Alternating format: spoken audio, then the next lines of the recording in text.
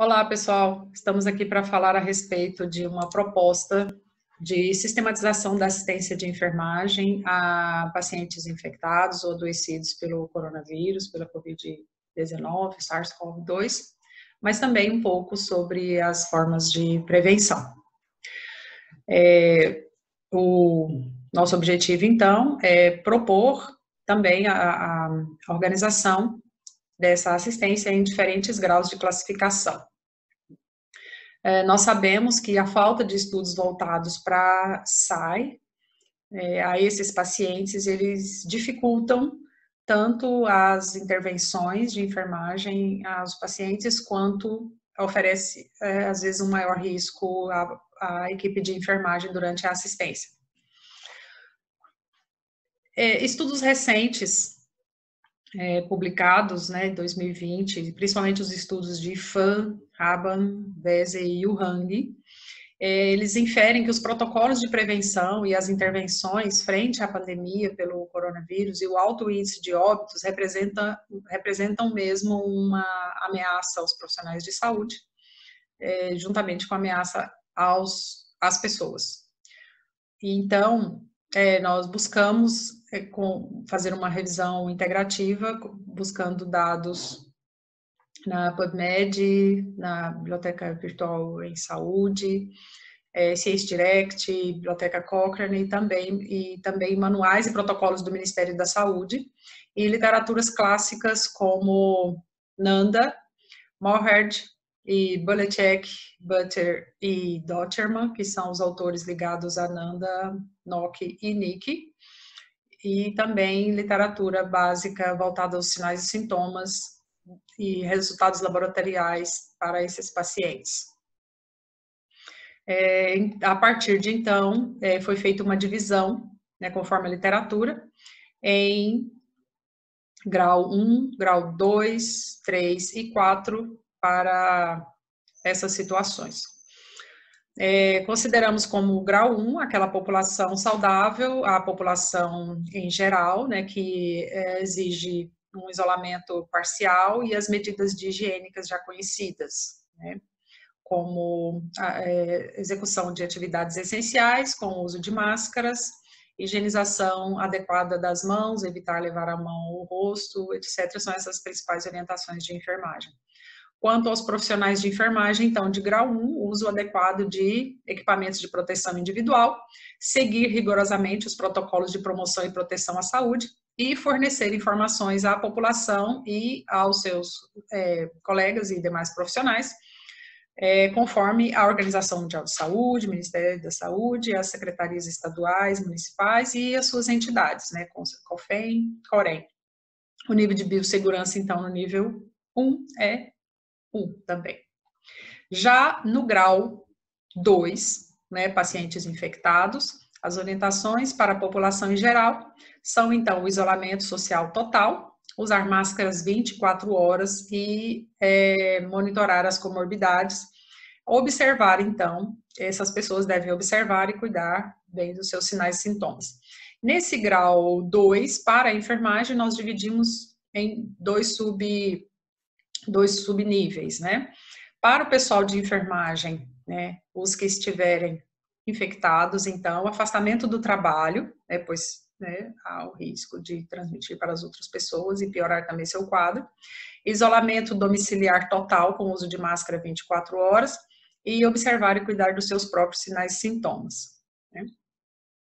O subnível 2, desse grau 2, as ações de enfermagem à população, então, seria orientar sobre o uso de EPI, fornecer informações, fazer a classificação, os diagnósticos de enfermagem, fazer as notificações e ver as comorbidades, e o tratamento sintomático e monitoramento de comunicantes. Para esses dois subgraus, então, o nível de biossegurança é 2 e 3. O grau 3, então, já são os pacientes adoecidos, No caso, a população geral seria, então, a indicação de internação, que o médico fará, havendo a necessidade, às vezes, de intubação, de medicamentos e de uma sistematização de assistência de enfermagem de qualidade e aplicada rigorosamente, né? E após a alta, manter o isolamento. As ações de enfermagem, né, ao enfermo com a Covid-19, então, o principal diagnóstico seria padrão respiratório ineficaz. Esse paciente deveria usar EPI completo, esses profissionais, o uso de EPIs completos, né, e uma assistência no mais alto nível e multiprofissional, seguindo, é claro, os protocolos, né, do Ministério. O nível de biossegurança, então, nesse caso, é de 3 a 4. Consideramos como grau 4, então, aqueles pacientes que vão a óbito e que o cuidado com esse corpo exige um pouco mais de atenção, né? Para a população em geral, então, a orientação é não ter contato, né, com esse corpo, procurar apoio psicoemocional para esse familiar e continuar em isolamento social. Para os profissionais da saúde, então, avisar o óbito por telefone, numa distância mínima, entregar devidamente os atestados, né, sem contato físico e distância mínima, nesse caso, o médico, o preparo do corpo conforme o protocolo. O nível de biossegurança, então, nesse grau 4, é nível de biossegurança 3. Muito bem. Separados assim, então, vamos propor aqui a SAI, a população de risco, né, ou os infectados leves em controle de sintomas. O diagnóstico de enfermagem, portanto, conforme NANDA, né, versão 2018-2020, é o isolamento social imposto por meio, né, de restrições de área, né, para segurança em situações de epidemia, com risco de segurança de estresse por mudança relacionado a estratégias de enfrentamento ineficaz. O planejamento de enfermagem, então, conforme NOC, que alcançará bem-estar pessoal e familiar e conseguirá executar atividades dentro da área restrita. A implementação de enfermagem, conforme NIC, então, seria estabelecer que a medida restritiva mínima tenha sido iniciada, né, e o profissional de enfermagem deve avaliar constantemente isso, verificar qual a medida ideal, conforme os decretos, né, do seu município, do seu estado, do seu governo, solicitar um profissional capacitado para organizar e selecionar essas medidas restritivas dentro da sua unidade de saúde, conforme a política da instituição também. Identificar para o paciente, para as pessoas importantes, quais são os comportamentos, né, que precisam de intervenção, explicar aos usuários e aos pacientes e à população e aos seus familiares a finalidade, qual vai ser o tempo de intervenção dessas restrições sem um tom punitivo. Restringir, então, essa área, né, quaisquer estímulos ao uso de determinadas áreas, selecionando, então, ali uma sala, né, para febre, e para a população,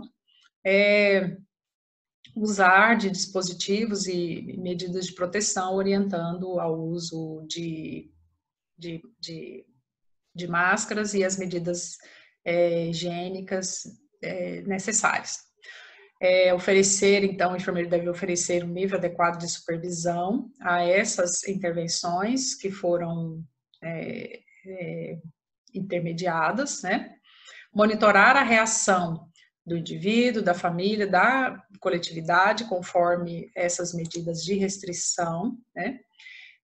Atender e ajudar, orientar, encaminhar situações de desconforto psicológico, e também sugerir atividades estruturadas, né, nessas áreas restritas, né, conforme o nível, né, de restrição. Oferecer também um feedback a esse paciente, essa família, ou essa população que estiver em restrição, dando a ele um feedback se o comportamento está sendo adequado ou não, fazendo os ajustes necessários na medida do possível, né?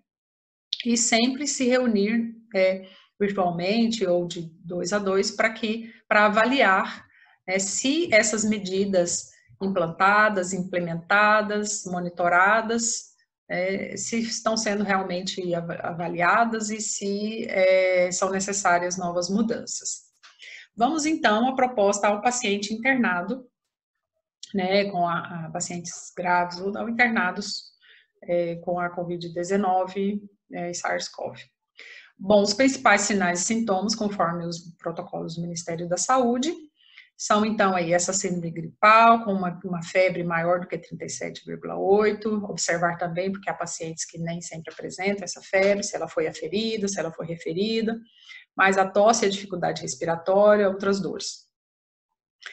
O paciente com prioridade, então, no atendimento seriam as pessoas acima de 60 anos, os imunossuprimidos, né, seja por HIV ou por transplantados, e os pacientes com doenças crônicas, aquelas gestantes também, e as puérperas.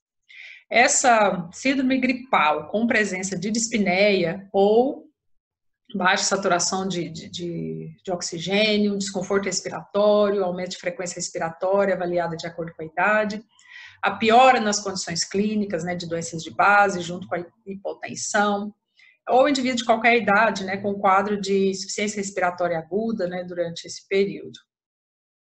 É importante ressaltar que nem sempre todos esses sintomas surgem ao mesmo tempo.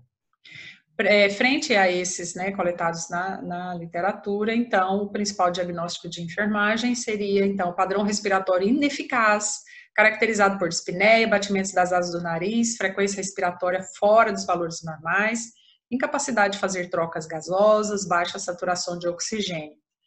O planejamento, então, para esse paciente seria restabelecer, então, esse estado respiratório, colocando que ele alcançará a frequência e ritmos respiratórios, saturação de oxigênio dentro da faixa de normalidade em até 2 horas, ou claro que o enfermeiro estará a critério do enfermeiro responsável o estabelecimento desse prazo, podendo ser em horas, minutos, em segundos.